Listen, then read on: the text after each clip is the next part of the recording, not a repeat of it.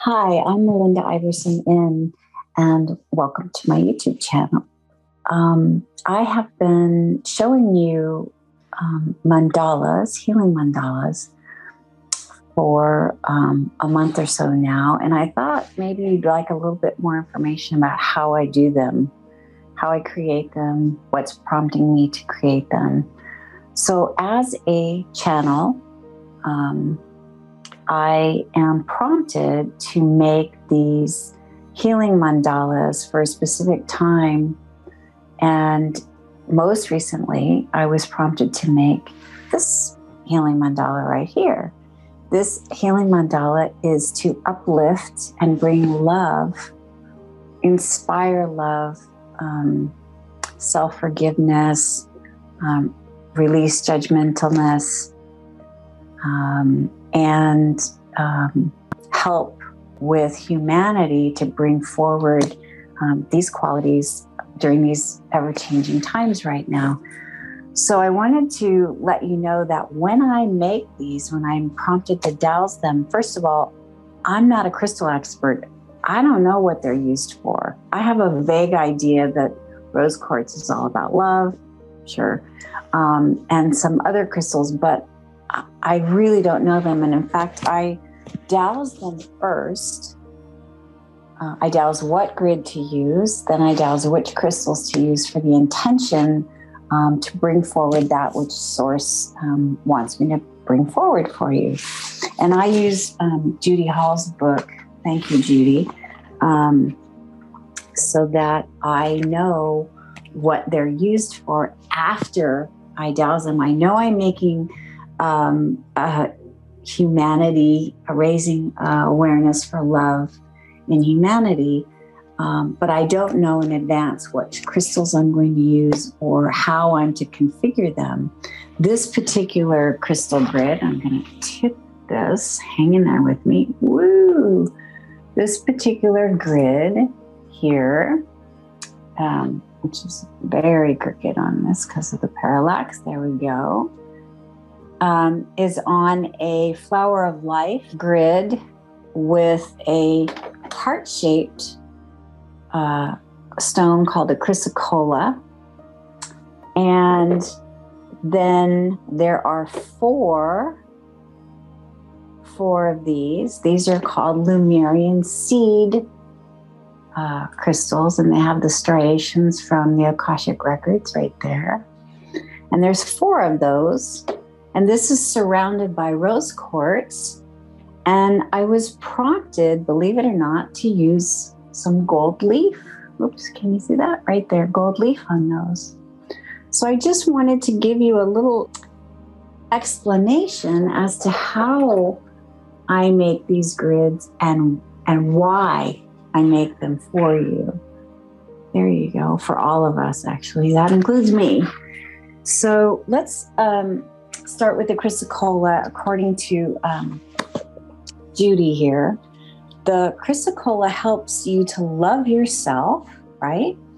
It's also a gentle guide that transmutes negative energy, healing scars in the emotional body. It alleviates guilt and brings joy, easing judgmentalism, especially of yourself, and encourages compassion to all. Great start. Love that. Thank you, Source, for getting that grid going that way. Love it. The next crystals that we want to look at are the Lemurian seed crystals, those little wands I showed you. Now, those Lemurian seed crystals have Akashic record striations in them. Okay? Those Lemurians are opening up a portal to stellar experiences and anchoring in ancient wisdom. So any ancient wisdom from the past is bring forward into the present for you within that grid in that crystal. And they're all working together in order to create this uplifting for humanity, bringing in love, bringing in this ancient wisdom. Now, The Lumerian seed also teaches us that we're interdimensional beings. So that's going to help with that as well. It's going to help us elevate that idea, and that only a small portion of us is a physical incarnation of that. So the Lumerian, excuse me, the Lumerian seed also wants us to do inner work. So if we can begin to do this inner work to raise our consciousness, to bring in this ancient wisdom that we already have, that's important for these ever-changing times. And this grid is here to help you with that.